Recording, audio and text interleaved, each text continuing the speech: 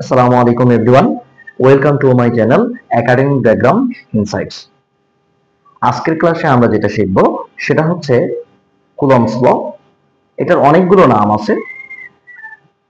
Coulomb's লকে আমরা কখনো কখনো ইনভার্স স্কেল ল বলে ডাকি, আবার কখনো কখনো ইলেকট্রোস্ট্যাটিক ফোর্স হিসেবেও ডাকা হয়। তাহলে চলো আমরা শুরু করি আজকে আমাদের ক্লাস। তাহলে আমরা যে টপিকটা শিখবো আজকে সেটা হচ্ছে সবচেয়ে গুরুত্বপূর্ণ টপিক, সেটা হচ্ছে কুলম্বস ল। তাহলে শুরু করি।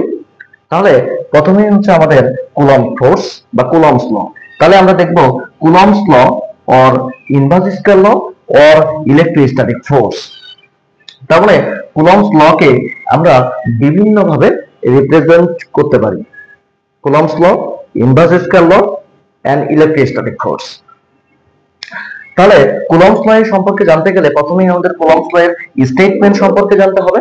কুলম্বস ল এর স্টেটমেন্ট সম্পর্কে যদি জানি তাহলে আমরা যেটা বলবো যে statement the magnitude of the electrostatic force of interaction between two pointers is directly proportional to the scalar multiplication of the magnitudes of charge and inversely proportional to the square of the distance between them. অর্থাৎ আমরা জানি যে দুইটি চার্জের মধ্যবর্তী বল, যে আকর্ষণ বল, সেটা হচ্ছে ওই চার্জ দুইটির গুণফলের সমানুপাতিক এবং দূরত্বের বর্গের ব্যস্তানুপাতিক, এবং চার্জ দুইটি সবসময় সংযোগ সরলরেখা বরাবর ক্রিয়া করে। তাহলে আমরা এই কথাটাই বললাম যে কুলম্ব ফোর্সের statement the magnitude of the electrostatic force of interaction between two point charge is directly proportional to the scalar multiplication of the magnitude of charge is and inversely proportional to the square distance between them. এরপরে আমাদের যে অংশটা আছে সেটা হচ্ছে explanation, অর্থাৎ এই যে স্টেটমেন্টটা আমরা বললাম সেই স্টেটমেন্টটাকে যদি আমরা একটু এক্সপ্লেইন করি তাহলে আমরা কিভাবে লিখতে পারি বা ম্যাথমেটিক্যাল ফর্মুলাটা কিভাবে লেখা যায় সেই সম্পর্কে আমরা নিচে দেখব। তাহলে এক্সপ্লেনেশনের অংশের ক্ষেত্রে ফর কুলম্বস ফোর্স বা কুলম্বস ল, তাহলে আমরা প্রথমে লিখব যে let us consider to point charges q1 and q2 separated from the distance d। তাহলে আমরা যদি পিকচারটা দেখি তাহলে আমরা দেখব যে অ্যাকর্ডিং টু কুলম্ব ফোর্স বা কুলম্বস ল, তাহলে এই জায়গায় হচ্ছে q1 এবং এই জায়গায় হচ্ছে q2, দুটো পয়েন্ট চার্জ এবং দুটো চার্জের মধ্যবর্তী ডিসটেন্স হচ্ছে d। তাহলে আমরা এটাকে কুলম্ব ফোর্সের ম্যাথমেটিক্যাল ফর্মুলা হিসেবে লিখতে পারি যে F সমানুপাতিক q1 q2 and F সমানুপাতিক 1/d স্কয়ার। তাহলে এই দুটো ইকুয়েশন যদি আমরা একটু কম্বাইনলি দেখি তাহলে আমরা লিখতে পারবো F সমানুপাতিক q1 q2/d স্কয়ার। তারপরে আমরা যেখান থেকে পড়বো যে F equals to K Q1 Q2/d square, যেখানে K হচ্ছে ইজ দ্য প্রপোর্শনাল কনস্ট্যান্ট। এই প্রপোর্শনাল কনস্ট্যান্ট বলা যেতে পারে কুলম্ব কনস্ট্যান্ট অথবা প্রপোর্শনাল কনস্ট্যান্ট। তাহলে এটার কতগুলো অংশ আছে সেটা হচ্ছে যে K equals to 1/4 pi epsilon nought equals to C, যেটার ভ্যালু হচ্ছে 9 × 10⁹ newton metre square per coulomb square.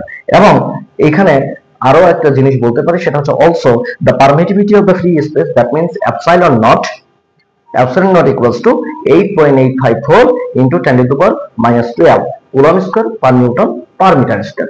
তাহলে এটাকে বলা হয় permittivity of the free space, যেটা আমরা বাংলায় বলে থাকি শূন্য মাধ্যমের ভেদনযোগ্যতা।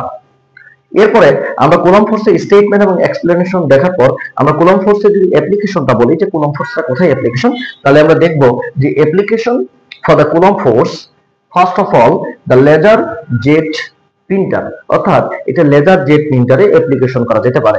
এরপরে 2 নম্বর হচ্ছে ফটোকপিস বা ফটোকপিয়ার্স, এই অংশের মধ্যেও আমরা কি করতে পারি এই লেজার বা কুলম্ব ফোর্স অ্যাপ্লিকেশন করতে পারি। এরপরে 3 নাম্বার হচ্ছে ডাস্ট পার্টিকেল সেপারেশন, অর্থাৎ আমরা ডাস্ট পার্টিকেল খুবই ক্ষুদ্র ক্ষুদ্র পার্টিকেল গুলোকে, যে পজিটিভ নেগেটিভ চার্জ গুলোকে কি করতে পারি, পার্টিকেল গুলোকে আমরা সেপারেট করতে পারি। অ্যাপ্লিকেশন হচ্ছে কুলম্ব ফোর্স। এরপরে আমরা 4 নাম্বার আরেকটা অ্যাপ্লিকেশন বলতে পারি সেটা হচ্ছে প্রিন্টিং মেটাল সারফেস, অর্থাৎ মেটাল সারফেসের উপর যে প্রিন্ট করা হয় সেটাও কুলম্ব ফোর্সের একটা অ্যাপ্লিকেশন। এরপরে 5 নাম্বার একটা অ্যাপ্লিকেশন হচ্ছে it is employed in metrology to test model of thunderstorm charge distribution, অর্থাৎ বিদ্যুৎ চমকানোর সময় যে আমরা যেটাকে বলে থাকি থান্ডারস্টর্ম, সেই অংশটাকেও চার্জ ডিস্ট্রিবিউশন করতে পারে হচ্ছে কুলম্ব ফোর্স। এরপরে 6 নাম্বার যে অ্যাপ্লিকেশন, আমাদের সর্বশেষ যে অ্যাপ্লিকেশনটা, সেটা হচ্ছে another application to Coulomb force বা Coulomb's law is in the study of the crystal structure। অর্থাৎ কুলম্ব ফোর্সের দ্বারা আমরা ক্রিস্টাল স্ট্রাকচার সম্পর্কেও অ্যাপ্লিকেশন করতে পারি বা ক্রিস্টাল স্ট্রাকচারও আমরা অ্যাপ্লিকেশন হিসেবে ব্যবহার করতে পারি। এরপরে আমরা যদি বলি যে কুলম্ব ফোর্সের যে লিমিটেশন সেটা যদি আমরা বলি, তাহলে আমরা বলবো যে it is only the application for the point charge. অর্থাৎ কুলম্ব ফোর্স শুধুমাত্র পয়েন্ট চার্জের জন্যই প্রযোজ্য, কিন্তু চার্জটা যদি বড় হয় তখন কিন্তু তার অ্যাপ্লিকেবল নয়।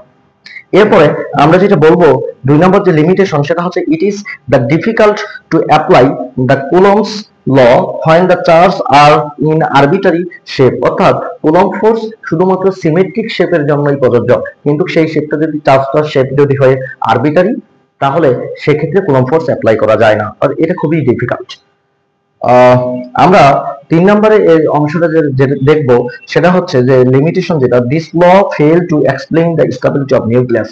অর্থাৎ এটা নিউক্লিয়াসের স্টেবিলিটি সম্পর্কে ব্যাখ্যা করতে পারে না, কারণ আমরা জানি যে নিউক্লিয়াসের মধ্যে সমধর্মী চার্জ থাকে, অর্থাৎ একাধিক প্রোটন থাকে।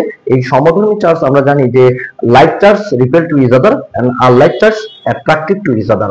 সো এই নিউক্লিয়াসের যে স্টেবিলিটি সেটা সে কুলম্ব ফোর্স ব্যাখ্যা করতে পারে না, কারণ সেখানে অসংখ্য প্রোটন থাকে। এই প্রোটনগুলো থাকার কারণে সমধর্মী চার্জ থাকার কারণে সেটা ভেঙে যাওয়ার কথা, কিন্তু নিউক্লিয়াসটা ভেঙে যাচ্ছে না, এটা কুলম্ব ফোর্স ব্যাখ্যা করতে পারে না। এরপরে আমরা বলছি যে কুলম্ব ফোর্স যে ইকুয়েশনটা আমরা বলছি, যে ম্যাথমেটিক্যাল যে ইকুয়েশনটা বলছি যে F সমান K Q1 by Q2 d square, তাহলে আমরা বলতে পারি যে এই ফোর্সটা কি কি বিষয়ের উপর ডিপেন্ড করে। তাহলে আমরা বলছি force dependent on the magnitude of two charge. অর্থাৎ ওই ফোর্সটা চার্জ দুইটির মানের উপর ডিপেন্ড করবে। 2 number that is the distance between two charge, অর্থাৎ চার্জ দুটির মধ্যবর্তী দূরত্বের উপর ডিপেন্ড করবে।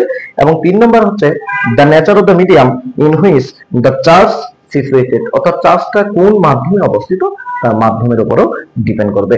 তাহলে আমরা আজকে কুলম্ব ফোর্স এর স্টেটমেন্ট, এক্সপ্লেনেশন, অ্যাপ্লিকেশন, লিমিটেশন এবং depend of the Coulomb force এই অংশটা শিখলাম।